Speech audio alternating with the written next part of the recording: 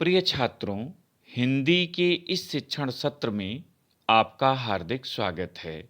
आज हम काव्यखंड के अंतर्गत प्रकृत के सुकुमार कवि सुमित्रानंदन पंत जी द्वारा रचित बापू के प्रति शीर्षक कविता के छठे भाग का अध्ययन करेंगे।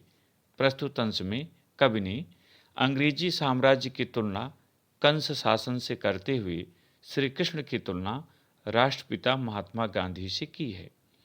जिस प्रकार श्री कृष्ण ने मानवता का उद्धार किया, उसी प्रकार गांधी जी ने भी अंग्रेजी साम्राज्य को उखाड़ फेंका और भारतीयों को आज़ादी दिलाई। छंद देखें।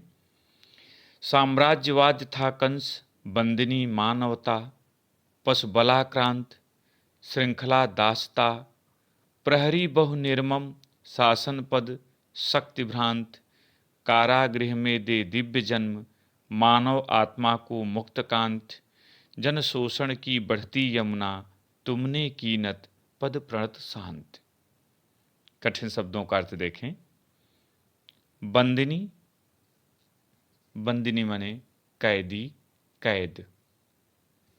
पशु बलाक्रांत, पार्श्विक शक्ति से पीड़ित, पशुवत शक्ति, पार्श्विक शक्ति से पीड़ित। दासता, परतंत्रता, गुलामी। प्रहरी, पहरेदार, रखवाले, बहु माने बहुत से। निर्मम, निर्दयी, ममता रहित। भ्रांत, भ्रमित, भ्रांतियुक्त, भ्रम में पड़े। कारागृह, बंदीगृह। दिव्य माने अलौकिक, विराट। कांत माने सुंदर। जनशोषण, जनता का शोषण, जनता पर किया जाने वाला अत्याचार। नत माने झुकाना, नीचा। प्रणत माने विनीत, झुकी हुई। व्याख्या देखें। कवि पंत जी राष्ट्रपिता महात्मा गांधी को संबोधित करते हुए कहते हैं कि हे बापू, साम्राज्यवाद था कंस, बंदिनी मानवता। जिस प्रकार कंस के शासन में मानवता बंदी गृह में कैद थी, अत्याचारों से पीड़ित थी, उसी प्रकार अंग्रेजी साम्राज्यवाद में भारतीय जनता, मानवता बंदी थी, उससे पीड़ित थी। पशु बलाक्रांत, पार्श्विक शक्तियों से मानवता अंग्रेजी साम्राज्यवाद की पार्श्विक शक्तियों से पीड़ित थी। श्रृंखला दासता, उसके पैर परतंत्रता रूपी श्रृंखला दासता, श्रृंखला माने बेड़ियां, और दासता परतंत्रता, उसके पैर परतंत्रता रूपी बेड़ियों से जकड़े हुए थे। प्रहरी बहु निर्मम, शासन पद शक्ति भ्रांत।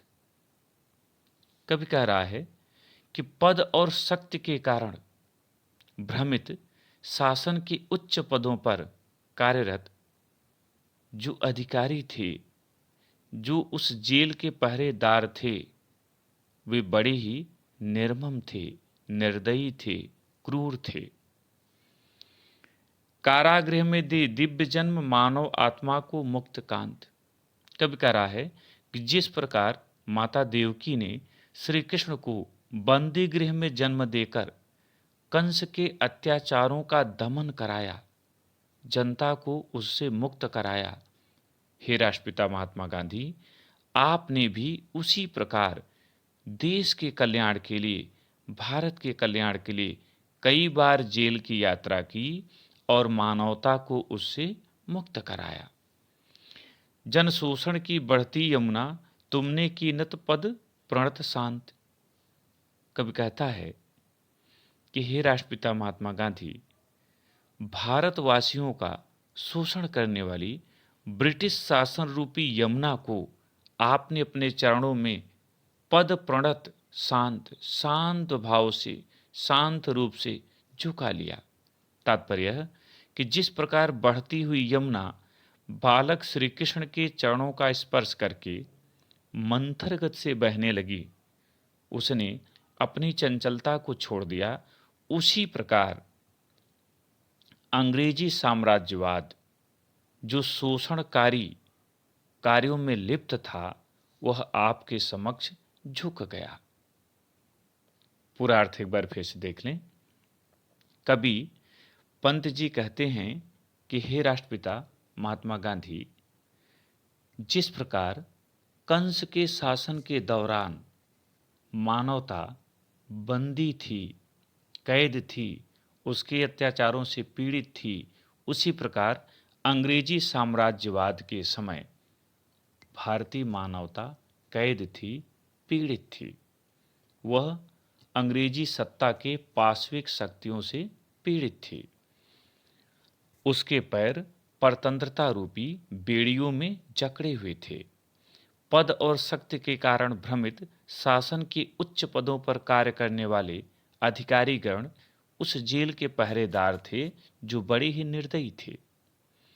माता देवकी ने श्री कृष्ण को बंदी गृह में जन्म देकर जैसे कंस के अत्याचारों से मानवता को मुक्त कराया, उसी प्रकार आपने भी देश के कल्याण के लिए अनेक बार जेल की यात्रा की और उसे मुक्त कराया। भारतवासियों का शोषण करने वाली ब्रिटिश शासन रूपी यमुना को आपने अपने चरणों में शांत भाव से झुका लिया। तात्पर्य यह कि जिस प्रकार बढ़ती हुई यमुना श्री कृष्ण के चरणों का स्पर्श करके अपनी चंचलता छोड़कर सहज गति से प्रवाहित होने लगी, उसी प्रकार अत्याचारों और अन्याय पर आधारित अंग्रेजी सत्ता आपके कदमों में झुक गई। यहाँ पर काव्य सौंदर्य होगा। प्रस्तुत काव्य पंक्तियों में अंग्रेजी साम्राज्य की तुलना कंस के क्रूर शासन से की गई है। यहाँ रस वीर है, जो कि कुछ कर गुजरने की बात है। छंद स्वच्छंद है, स्वतंत्र है। यहाँ पर अलंकार अनुप्रास, रूपक एवं दृष्टांत, भाषा संस्कृत निष्ठ खड़ी बोली, शैली मुक्तक, गुण ओज और शब्द शक्ति लक्षणा है। इस पर आधारित प्रश्नोत्तर देखें। पहला प्रश्न है, प्रस्तुत पद्यांश का शीर्षक तथा कवि का नाम लिखिए। उत्तर, प्रस्तुत पद्यांश का शीर्षक बापू के प्रति तथा कवि का नाम सुमित्रानंदन पंत है। दूसरा प्रश्न, रेखांकित अंश की व्याख्या कीजिए। और यहाँ रेखांकित अंश है, जन शोषण की बढ़ती यमुना तुमने की नत पद प्रणत शांत।